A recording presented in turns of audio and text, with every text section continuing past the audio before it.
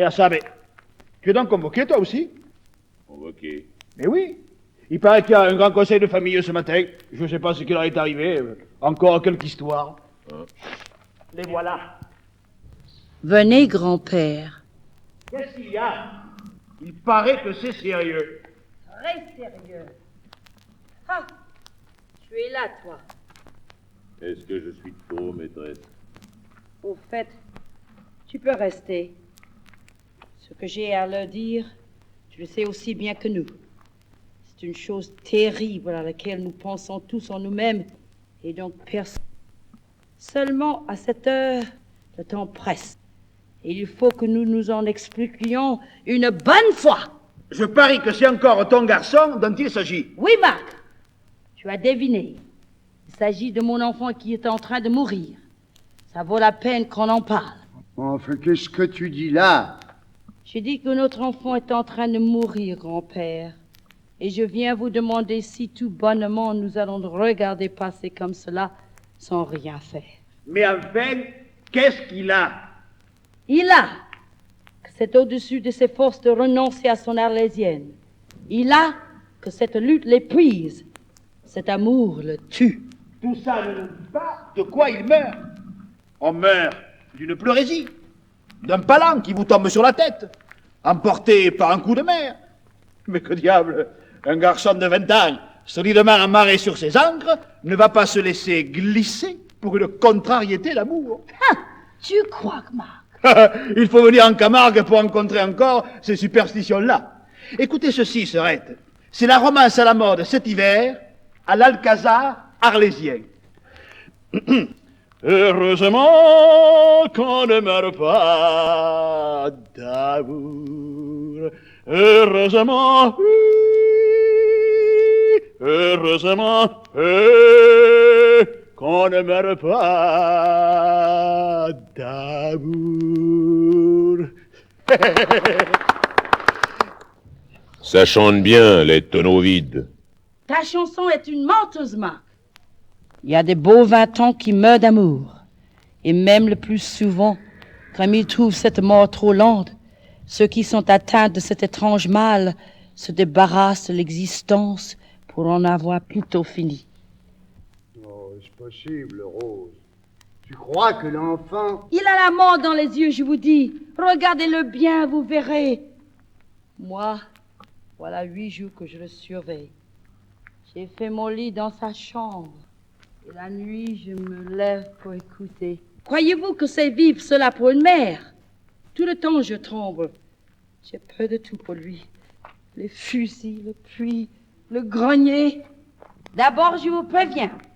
Je vais la faire murer, cette fenêtre de grenier. On voit les fenêtres d'Arles de là-haut. Et tous les soirs, l'enfant monte le regarder. Ah, ça m'effraie. Ça m'effraie. Et ce Rhône, ce Rhône. Ah, j'en rêve. Et lui aussi en rêve. Hier, il est resté plus d'une heure devant la maison du pontonnier à regarder l'eau avec des yeux fous. Il n'a plus que cette idée dans la tête, j'en suis sûre. S'il ne l'a pas fait encore, c'est que je suis là, toujours derrière lui, à le garder, à le défendre. Mais maintenant, je suis à bout de force et je sens qu'il va m'échapper. Oh, Rose, Rose! Écoutez-moi, Français. Ne faites pas comme Marc. Ne lève pas les épaules à ce que je vous dis. Je le connais mieux que vous, cet enfant. Je sais ce dont il est capable. C'est tout le sang de sa mère. Et moi, si on ne m'avait pas donné l'homme que je voulais, je sais bien ce que j'aurais fait. Mais voyons, nous ne pouvons tout de même pas le marier à cette... Pourquoi pas? Que pensez-vous, ma fille? Je ne suis qu'un paysan, Rose. Mais je tiens à l'honneur de mon nom et de ma maison, comme si j'étais seigneur de Cadrousse et de Barbentane. Cette arlésienne chez moi, jamais. Il a raison, jamais. Ah, vraiment? Je vous admire tous les deux de me parler de votre honneur. Eh bien, moi, qu'est-ce que j'aurais à dire alors? Voilà 20 ans que je suis votre fille, maître français.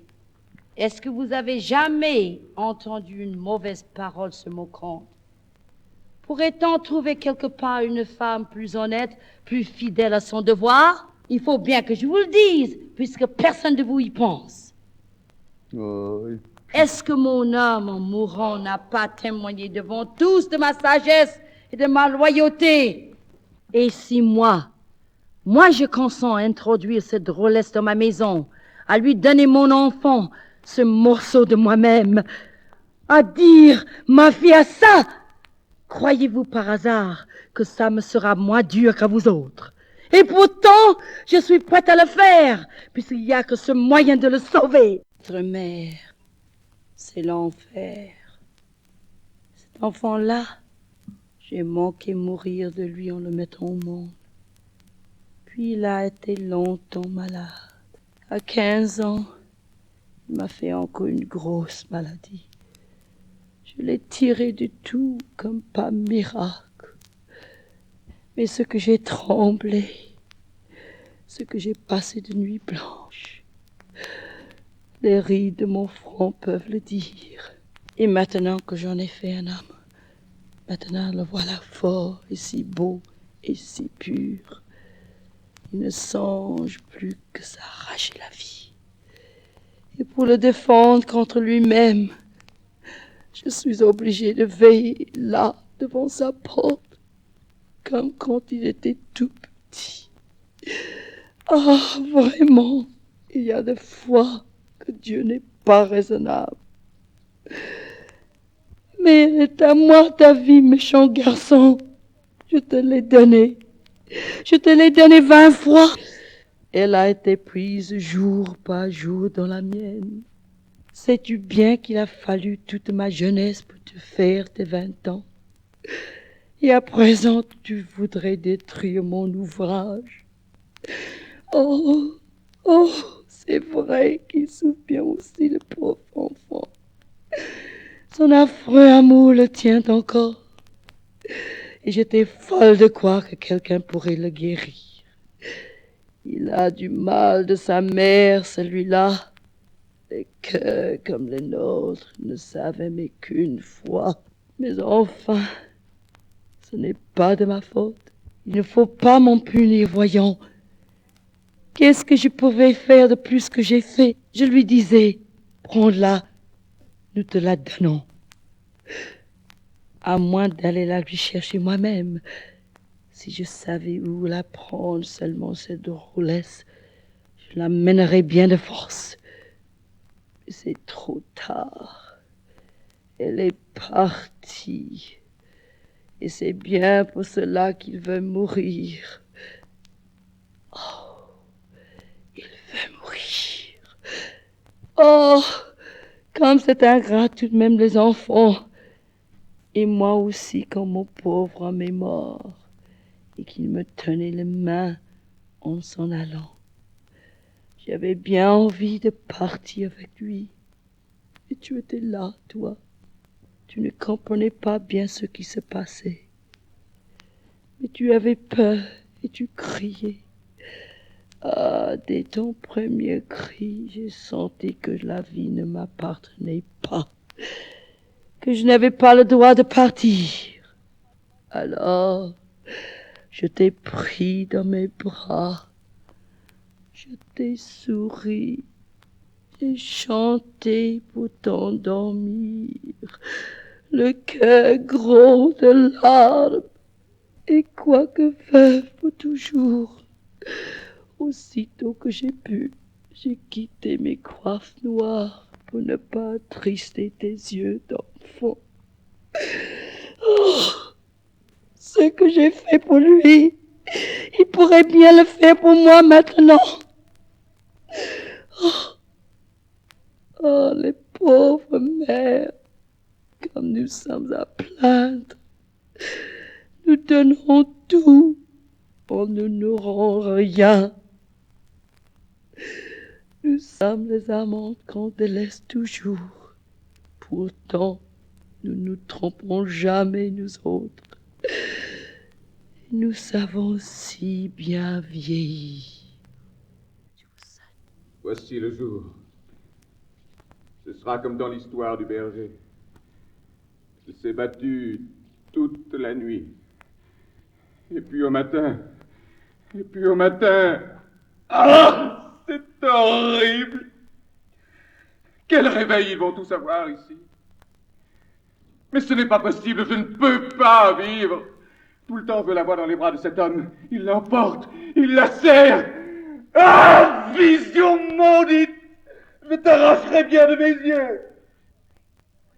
Frédéric, est-ce toi? Mais tu ne les entends pas là-bas du côté des bergeries? Il l'emporte, il la serre.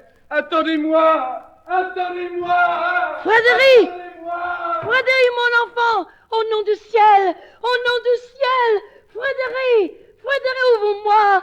Ouvre-moi! Oh, mon enfant, écoute-moi! Emporte-moi dans ta mort! Oh, mon Dieu, mon Dieu! Mon enfant va se tuer! Mon enfant va se tuer! Mon enfant va se tuer! Frédéric! Frédéric! Tiens. Tu vois, tu ne me diras plus qu'on ne meurt pas d'amour.